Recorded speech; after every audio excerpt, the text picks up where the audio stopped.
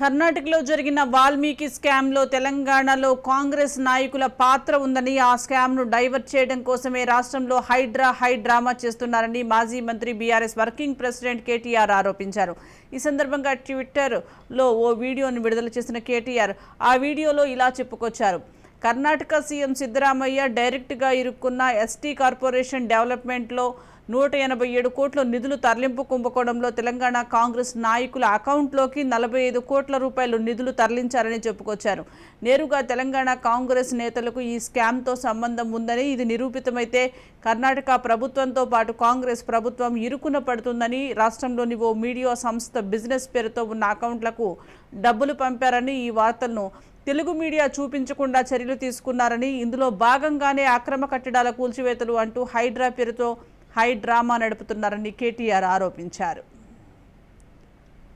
కర్ణాటక కాంగ్రెస్కే కాదు, తెలంగాణ కాంగ్రెస్ కూడా ముచ్చెమటలు పట్టిస్తోంది. కింద మీద పడి ఇక్కడ కాంగ్రెస్ వాళ్ళు, రేవంత్ రెడ్డి గారు మీడియాని మేనేజ్ చేస్తూ విషయాలు బయటికి రాకుండా ఆపుతా ఉన్నారు.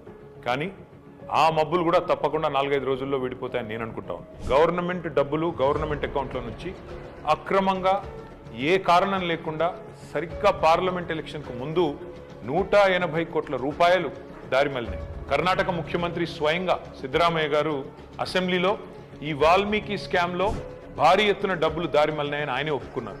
అందులో హైదరాబాద్లోని 9 బ్యాంక్ అకౌంట్లకి 45 కోట్ల రూపాయలు ట్రాన్స్ఫర్ చేశారు. దీని మీద ఎంక్వైరీ మొదలు కాగానే ఏమైందో ఏమో తెలియదు కానీ వాల్మీకి కార్పొరేషన్ అకౌంట్ సూపరింటెండెంట్ ఆఖరికి ఆత్మహత్య చేసుకున్నాడు.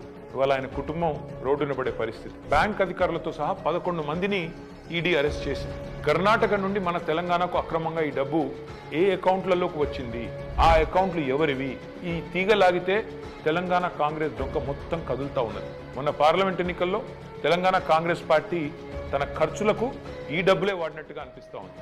4.5 కోట్ల రూపాయలు నేరుగా V6 బిజినెస్ అనే కంపెనీకి ట్రాన్స్ఫర్ అయినట్టుగా ఆధారాలు ఉన్నాయి. ఈ V6 బిజినెస్ కంపెనీ ఓనర్ ఎవరు?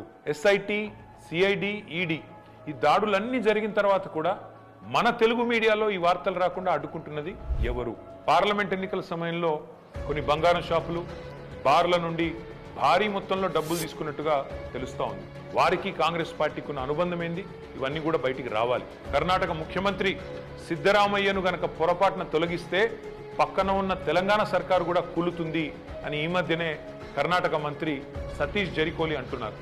మరి కర్ణాటక కాంగ్రెస్తో తెలంగాణ కాంగ్రెస్కు అంతలాగా పెనవేసుకున్న ఈ అనుబంధం ఈ వాల్మీకి స్కామేనా?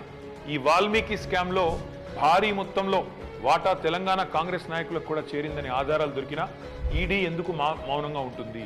అసలు తెలంగాణ కాంగ్రెస్ నాయకుల మీద దర్యాప్తు జరగకుండా రక్షిస్తున్నది ఎవరు? పార్లమెంట్లో గాయ చేసుడు తప్ప బయట మాత్రం ఏమీ తమ సొంత పార్టీ అవినీతి మీద నోరు విప్పని రాహుల్ గాంధీ ఖచ్చితంగా నోరు విప్పాలి. ఈ వాల్మీకి కార్పొరేషన్ గుట్టు విప్పాలని చెప్పి